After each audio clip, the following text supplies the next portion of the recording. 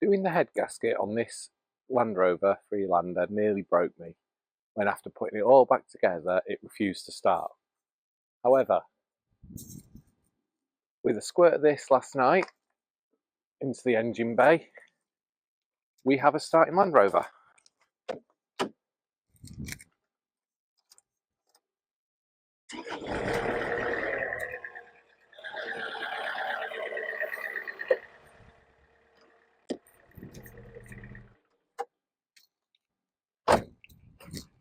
So now we need to finish the car off, get it ready for its MOT and get it back on the road. You can see we've got the covers missing from where I was checking the timing 3, 4, 5 times. Airbox is missing.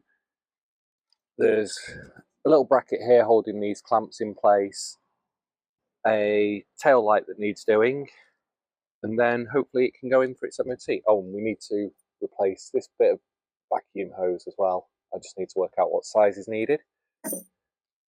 But for this one, there are 4 bolts that hold this plate in, and the one down here on this side is an absolute nightmare to get your hand into and get sorted.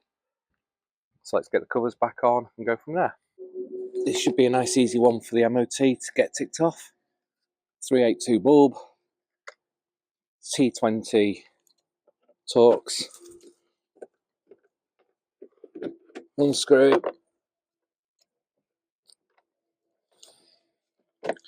2 screw, the unit pops out, twist bulb holder. This one doesn't currently have a bulb in it, I've already removed it. So we'll get the replacement bulb.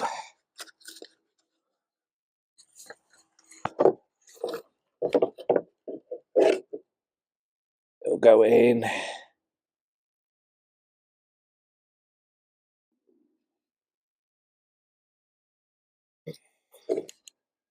In it goes.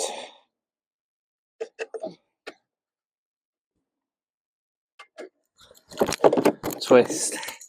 It's a bit annoying that it's a T20 on these rather than Phillips or anything like that. Just means it's a bit harder to change outside of a shop if you have a blown bulb.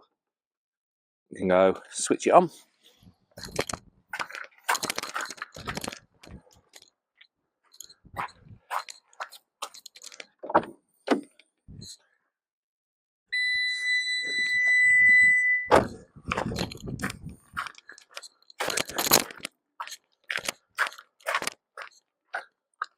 And there we go. Working tail light again. On to the next job. We've already got the cam covers back on, that one, and the diesel belt pump. Next one to do is this little piece, and to do that I have a bit of fresh hose from Amazon. So we'll cut that down to size and get that replaced. And we have another ticked off the list. The vacuum hose that I had to cut off has now been replaced with another job ticked off the list. This vacuum hose that I had to cut off has been replaced. We've now got a nice blue sporty silicone one in its place. Jobbed. It's been a few days, but the good news is we now have an MOT. An MOT with a jobs list. So there'll be a few more videos coming up on this. We've got things like the anti-roll bar, drop links need replacing. There's a little bit of corrosion that I'll need to have a look at, which I'm hoping I can treat it before it becomes an issue.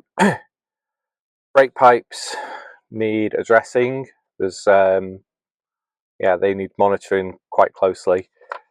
Got a couple of oil leaks, and they're reporting the coil springs are all corroded, but we have an MOT nonetheless, so at least we can carry on using it and more jobs to do on this car. Thanks for watching. If you enjoyed seeing this car come through, please like, subscribe, comment. It really does help, and there will be more content coming up on this. See you in the next one.